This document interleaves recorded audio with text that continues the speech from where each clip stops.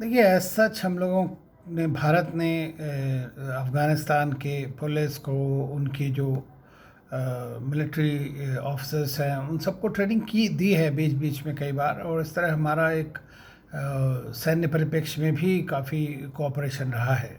और उनके जो आर्मी चीफ यहाँ आ रहे हैं, तो जैसे सभी लीडर्स आते रहते हैं उसी तरह वो भी आएंगे यहाँ पर, और वो एक समीक्षा करेंगे कि किस तरह की सिचुएशन है, क्या उनको उनके पास, जहाँ तक असले का सवाल है, जहाँ तक असिस्टेंस का सवाल है, मैं समझता हूँ कि अमेरिका ने भी उनको काफ़ी बड़ा एश्योरेंस दिया है।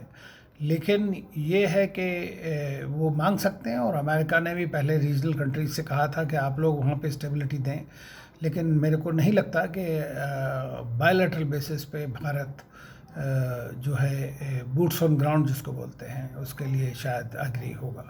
क्योंकि सिचुएशन जो है जिस तरह की वहाँ पर, वो हमें दिख ही रही है कि किस तरह का वो है। भारत के लिए वहाँ स्टेबिलिटी बहुत आवश्यक है।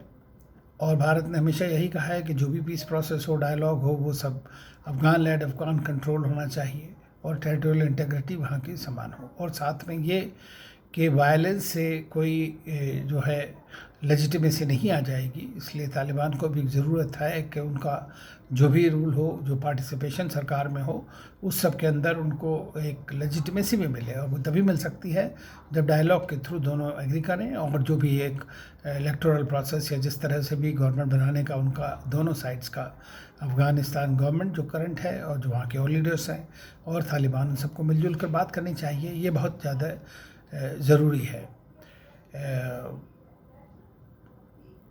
देखिए, तालिबान की वजह से हमें हर बार जब भी देखना होता है तो 1990-96 उस वक़्त की बात याद आ जाती है आपको तालिबान का।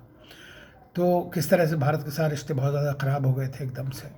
तो मैं ये समझता हूँ कि वही चीज़, दूसरा चीज़ ये कि उनकी जिस तरह रूढ़िपंथी उनकी विचारधाराएं हैं, जिस तरह से वो औरतों के साथ, बच्चों के साथ, माइनॉरिटीज़ के ख़िलाफ़ जिस तरह की हरकतें अभी भी रिपोर्ट हो रही हैं, चाहे भले ही उनके प्रवक्ता कुछ भी बोले, तो उससे एक वाकई में एक घबराहट की स्थिति तो होती है कि आप इस तरह किस तरह से आगे चलेगा। जो अफ़गान लोगों के लिए आपकी संवेदना है, आपकी सिंपैथी है उनके साथ में, वो उसको आगे बढ़ने का मौका मिलना चाहिए पूरी तरह। जो उन्होंने पिछले 20 साल से अचीव किया है वो खो नहीं जाना चाहिए। अब रही बात जहाँ तक कि भारत की जो पॉलिसी रही है अफ़गानिस्तान में और हमारे सभी नेबर्स के साथ में, वो ये रही है कि किस तरह हम उनको उनकी मदद कर सकें, उनकी कैपेसिटी बिल्डिंग कर सकें, उनके इंफ्रास्ट्रक्चर बिल्डिंग कर सकें। और भारत का सारा इन्वेस्टमेंट्स अगर आप देखें तो सिर्फ इन्हीं चीज़ों की तरफ है। और ये इसको एक तरह के सॉफ्ट पावर प्रोजेक्शन, एक ब्रदरली कंट्री को मदद करना, ये सब चीज़ें रही हैं। अब अगर तालिबान के कुछ लोग ये सोचें कि भाई जो भारत ने डैम बनाया या पार्लियामेंट बिल्डिंग बनाई उसको उड़ा दें, तो किसका नुकसान होगा उसमें? वो तो उन्हीं का खुद का नुकसान होगा ना। तो ये तो बड़ी बेकार सी बात है। लेकिन आशा ये है कि अफ़गानिस्तान के ऐसे लोगों ने कहा है, जो तालिबान के ख़ास तौर से, कि वो इस चीज़ के बिल्कुल ख़िलाफ़ नहीं है, बल्कि वो चीन से भी कह रहे हैं कि आप आइए और यहाँ पर इंफ्रास्ट्रक्चर तैयार करिए, हमारी मदद करिए। और ये तो इस तरह से अगर सरकारें बदलेंगी और दूसरी सरकार इस तरह करेगी, तो ये तो बिल्कुल भी उचित नहीं रहेगा, मैं समझ सकता हूँ उसमें। अब भारत की जहाँ तक बात है कि किस तरह की वर्किंग रिलेशनशिप होगी, देखिए एक चीज़ याद रखिए कि जो भी सरकार किसी भी मुल्क में बन के आती है जब भी, तो दूसरे कंट्रीज़ को सोचना पड़ता है, उनके साथ रिश्ता रखना पड़ता है। भारत ने पाकिस्तान में कितने मिलिट्री रूलर्स हुए जो इंडिया के ख़िलाफ़ थे, लेकिन आपने उनके साथ बातचीत की है।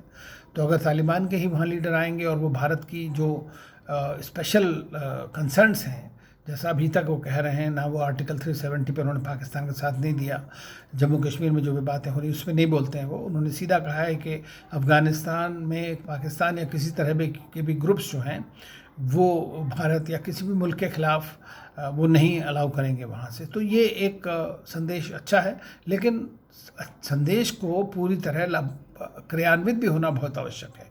तो मैं समझता हूँ इसलिए बहुत ज़रूरी है। अब भारत की पॉलिसी जो है वो मल्टी डायमेंशनल होगी।